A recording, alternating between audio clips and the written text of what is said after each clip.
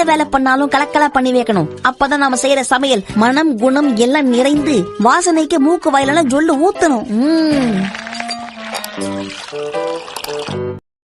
Hi friends, அஸ்ஸலாமு அலைக்கும். Welcome to Mahribas kitchen. இந்த சிக்கனை ஒரு தடவை செஞ்சு சாப்பிட்டு பாருங்கள். அதோட டேஸ்ட் வந்து அன்றைக்கி நாள் ஃபுல்லாக நம்ம நாக்கில் இருந்துகிட்டே இருக்கும். ஸோ அந்தளவுக்கு ரொம்ப டேஸ்டியாக இருக்கும். இப்போ இது செய்கிறதுக்கு நான் குக்கர் வந்து அடுப்பில் வச்சுக்கிறேன். ஸோ இந்த குக்கரோட ரிவ்யூ வந்து நிறைய பேர் கேட்டுகிட்டே இருக்கீங்க. ஆஃப்டர் யூஸ் பண்ணதுக்கப்புறமா டீட்டெயில் வீடியோவாக போடுறேன். ஸோ இன்றைக்கி இதில் தான் நான் ரெசிபி செய்ய போகிறேன்.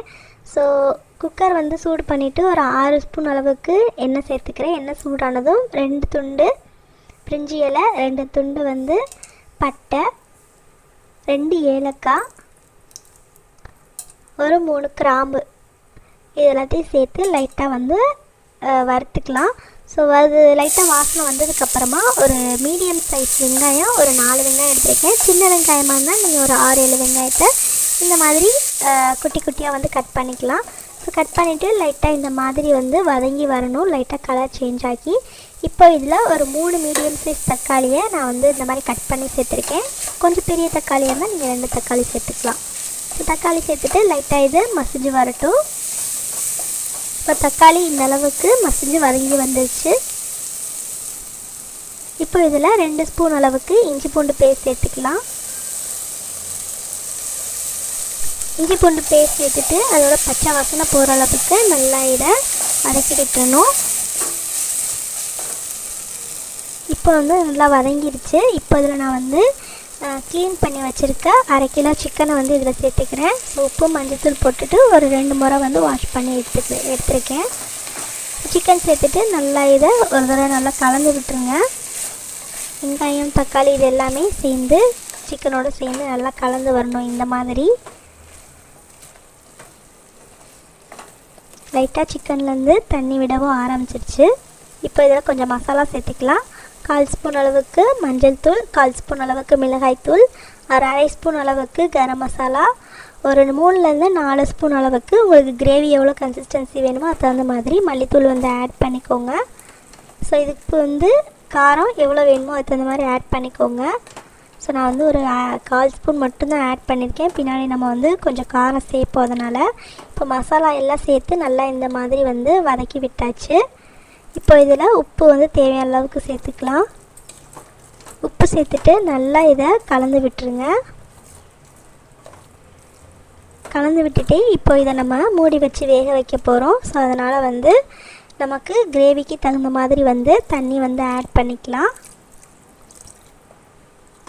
இப்போ சிக்கன் வந்து கொஞ்சம் முங்குற அளவுக்கு மட்டும் தண்ணி ஆட் பண்ணிவிட்டு லைட்டாக இந்த மாதிரி கலந்து விட்டுட்டு இப்போ குக்கரை மூடி போட்டுட்டு ஒரு 3லேருந்து 4 விசில் விட்டு எடுத்துக்கலாம். இது வந்து இப்போ விசில் வரட்டும். நம்ம அடுத்து இன்னொரு ப்ராசஸ் பண்ணிடலாம். நெக்ஸ்ட்டு நான் வந்து பார்த்திங்கன்னா கொஞ்சம் மல்லி இலை, கொஞ்சம் புதினா இலை, கொஞ்சம் பச்சை மிளகாலாம் எடுத்துருக்கேன். இதெல்லாம் சேர்த்து நம்ம வந்து மிக்ஸி ஜாரில் சேர்த்து அரைச்சிக்க போகிறோம். ஒரு கைப்பிடி வந்து மல்லி இலை, ஒரு கைப்பிடி வந்து புதினா இலை, அதுக்கப்புறமா 3 பச்சை மிளகா காரத்துக்கு தகுந்த மாதிரி சேர்த்துக்கோங்க. அப்புறம் 10 இல்லைன்னா 15 முந்திரி பருப்பு சேர்த்துட்டு இது கூட ஒரு 1/2 பேக்கெட் தயிர், ஒரு 50 ml தயிர் இருக்கும். ஸோ அதையும் சேர்த்துட்டு கொஞ்சமாக தண்ணி ஊற்றிக்கோங்க. ஊற்றிட்டு இதை வந்து ஒரு ஃபைன் பேஸ்ட்டாக வந்து அரைச்சி எடுத்துகிட்டு வந்துடலாம். உங்களுக்கு வந்து காரம் எவ்வளோ வேணுமோ அதுக்கு தகுந்த மாதிரி நீங்கள் வந்து பச்சை மிளகா ஆட் பண்ணிக்கலாம். இப்போ இதை வந்து அரைச்சி எடுத்துகிட்டு வந்துட்டேன். ஸோ இந்த அளவுக்கு ஃபைன் பேஸ்ட்டாக இருக்கணும். நெக்ஸ்ட் இதை வந்து ஓரமாக வச்சுருங்க. அங்கிட்ட வந்து நம்ம குக்கர் விசில் விட வச்சுருந்தோம் இல்லையா, ஸோ அது எல்லாமே ப்ரெஷர் ரிலீஸ் ஆகிடுச்சு. இப்போ ஓப்பன் பண்ணி பார்க்கலாம். சிக்கன் வந்து நல்லா வெந்து வந்திருக்கான்றதை செக் பண்ணிக்கோங்க. ஸோ அப்படி வேகலைன்னா இன்னும் ஒரு 2 விசில் கூட விட்டு எடுத்துக்கோங்க. இப்போ வந்து ஸ்டவ் ஆன் பண்ணிக்கோங்க. ஆன் பண்ணிவிட்டு லைட்டாக இது கொதி வந்ததுக்கப்புறமா நம்ம அரைச்சி எடுத்து வச்சுருக்கோம் இல்லையா க்ரீன் பேஸ்ட், ஸோ அதை வந்து இது கூட வந்து ஆட் பண்ணிக்கலாம். இப்போது இந்த பேஸ்ட்டை வந்து ஆட் பண்ணியாச்சு. இப்போ கரண்டி வச்சு நல்லா இதை கலந்து விட்டுருங்க. ஸோ கொஞ்சமாக வந்து மிக்ஸி ஜார் அலசி தண்ணியை சேர்த்துக்கோங்க. நான் ஆல்ரெடி வந்து கொஞ்சம் அலசி தண்ணி சேர்த்துட்டேன். இப்போ நல்லா இந்த மாதிரி கலந்து விட்டுருங்க. இது வந்து கொதி வரட்டும்.